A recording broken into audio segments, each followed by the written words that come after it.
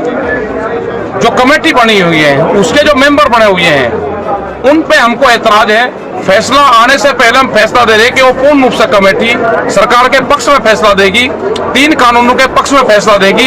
हमें पूर्ण रूप से उस कमेटी पे, उनके आदमी पे कोई भी एतबार नहीं है। तो इन सारी चीजों को लेकर ये पूरी तैयारी किसान संगठन ने करी है कि जहाँ पे इस तरह के हालात जिस स्टेट में है, खास करके वो उत्तर प्रदेश हो या उत्तराखंड हो, वहाँ पे किसान अपना गन्ना लेकर जाएंगे तो ब्लैक फ्लैग, काला झंडा वो लगा के गन्ने में, लाठी में नहीं, वो गन्ने में ही लगाए। ये है। और जो आने वाली जो टाइम वो होगी तारीख 23 तारीख में ये निर्णय लिया गया है पूर्ण रूप से संयुक्त के जो किसान मोर्चा है उसकी तरफ से कि जो राजधानी में गवर्नर हाउस होंगे उनका घेराव करा जाएगा और ये सबसे भव्य परेड दिल्ली में आसपास जगह ये होगी और ये ऐतिहासिक परेड होगी। देश की आज़ादी के बाद में सबसे बड़ी परेड ये किसान परेड होगी जो तिरंगे के साथ में हम यात्रा का निकाल देंगे।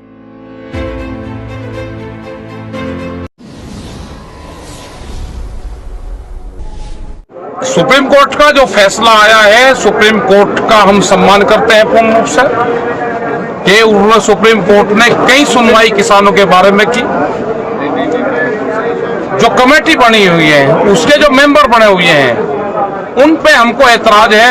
भूपेंद्र सिंह मान जो पिछले 25 साल से मल्टीनेशनल कंपनी के पक्ष में काम करते हैं,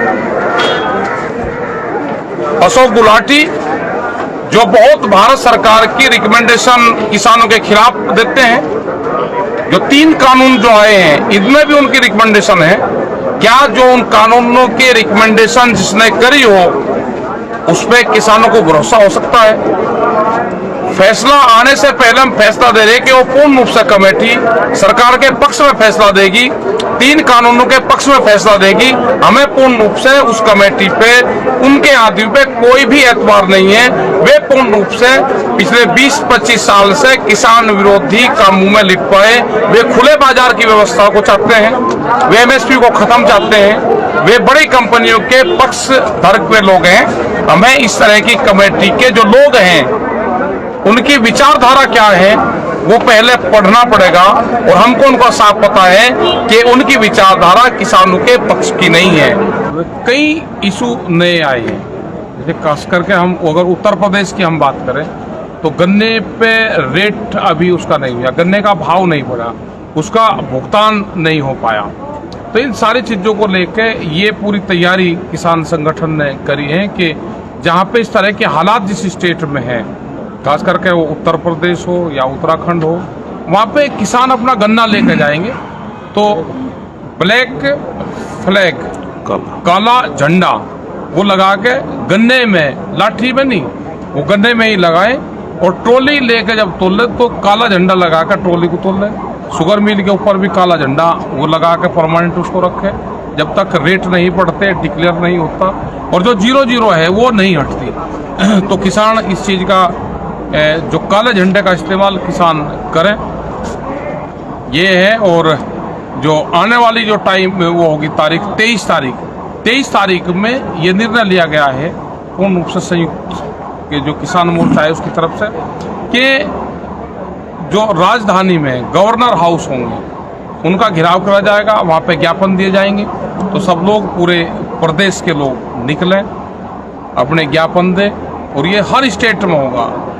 ये देहरादून में होगा, यहाँ पे लखनऊ में होगा, दिल्ली में होगा, तो सब जगह इन चीज़ों पे भी सब लोग गौर अपना करेंगे और भी जो इशू होंगे वे समय समय पे आप सब लोगों को बताते रहेंगे। और आज भी काफ़ी चहलकदमी यहाँ पर रही, बहुत से इशू पर बातचीत होती रही और बहुत से लोग ये कात लगाते रहे कि सुप्रीम कोर्ट में क्या होगा। और अपनी 26 तारीख की भी पूर्ण रूप से अपनी तैयारी रखें। झंडे बहुत लोगों के पास तक पहुँच जाएंगे। झंडे का हमने दान मांगा है कि अब दान देना तो अन्न का नहीं, अब झंडा दान दो। ये एक बड़ा ऐतिहासिक वो है कि जो सरकारें हैं वो चावल दान में मांग रही, हमने झंडा दान में मांगा है। और जितना भी झंडा हम देंगे तो झंडा वो हमारे यूज आएगा। 26 तारीख तक उसको यूज हम करेंगे और फिर अपने घर पे उसको रखेंगे, जिससे एक नेशनलिज्म हमको देखने का पूरे देश में मिलेगा। और ये सबसे भव्य परेड दिल्ली में आसपास जगह ये होगी और ये ऐतिहासिक परेड होगी। देश की आज़ादी के बाद में सबसे बड़ी परेड ये किसान परेड होगी, जो तिरंगे के साथ में हम यात्रा का निकाल देंगे। तो अभी राजेश सिंह चौहान है हमारे, इनसे बातचीत करते हैं कि इनकी क्या तैयारी है। इनको प्रभारी लखनऊ जो गवर्नर हाउस का जो घेराव होगा उसके प्रभारी ये बनाए हैं। इनकी तैयारी है, ये अपनी तैयारी के बताएंगे, अपनी समीक्षा करेंगे और 16 तारीख में ये लखनऊ में रहेंगे। उसके बाद में ये वहाँ से रहते हैं। आगे की पूर्ण रूप से जानकारी राजेश सिंह चौहान हमारे राष्ट्रीय उपाध्यक्ष। नहीं, एक सवाल था टिकैत साहब आपसे। मोदी जी बार बार ये कहते हैं कि हमने फसलों के रेट पहले बताने शुरू कर दिए, किसान फिर वही फसल लगाओगा जिसमें उसको ज्यादा लाभ होगा, और हम फसल की बुआई से पहले रेट बता देते हैं। अभी आपने कहा कि उत्तर प्रदेश में गन्ने का रेट 0-0 है, तो क्या प्रधानमंत्री जी तक ये बात नहीं पहुंचती? नहीं, प्रधानमंत्री को तो गलत जानकारी देते हैं। पूरे ही लोग पीएमओ के लोग गलत जानकारी देते हैं, उनसे गलत बयानबाजी करवाते हैं। हो सकेगा इनका क्या इनका प्लान है। स्वामीनाथन कमेटी की रिपोर्ट लागू नहीं हुई और प्रधानमंत्री जी कह रहे हैं कि लागू कर दी, तो गलत बयानबाजी करी। गन्ने के रेट के सवाल पर उनसे करा, भुगतान पर उनको सहारनपुर में बयान गलत दिलवाया। तो आज भी वे बात कुछ करते हैं और वो बात धरातल पर नहीं हो पाती। उत्तर प्रदेश का गन्ने का आप रेट लगा लो, यही हाल है। भुगतान नहीं हुए, पिछले साल तक के भुगतान पड़े हुए हैं। करीब करीब 12,000 करोड़ रुपए के पास में आज भी गन्ने का किसानों का भुगतान बकाया है। रेट डिक्लेयर नहीं है, 0-0 लिखा हुआ उसके ऊपर आता है। तो ये बड़ी समस्या है। धान खरीद, आज भी कुछ लोगों के फोन आए हर 2 जगह से, उनकी खरीद नहीं हो पा रही वहाँ पे। और सरकार पेमेंट आज आया है, पिछले साल का पेमेंट आज जो दिखा रहे हैं, जो किसान है हरराम सिंह वर्मा लखनऊ से ही है, पिछले साल का भुगतान आज आया। अगर ये भुगतान आज ये गन्ने का भुगतान आज आया, इसका ब्याज की जिम्मेदारी किसकी है? 6551 रुपया आया है अभी और बाकी और बकाया है। तो ये सारी व्यवस्था है, सरकारों को इन सब चीजों पे ध्यान देने की जरूरत है। और आंदोलन, और जिस हिसाब से जो आंदोलन में नौजवान निकल कर आ रहे हैं, बच्चे निकल कर आ रहे हैं, और ये तो बड़ा गर्व का बात है कि बच्चे ट्रैक्टर लेकर जो नौजवान हैं जिनकी उम्र 18, 20 और 25 साल है, वो घर से निकल कर आए हैं क्योंकि उनको नुकसान दिख रहा है। बुजुर्ग वालों से ज़्यादा बच्चे यहाँ पर आए हैं, तो उन सब का भी, बच्चों का भी हम ध्यान रख रहे हैं।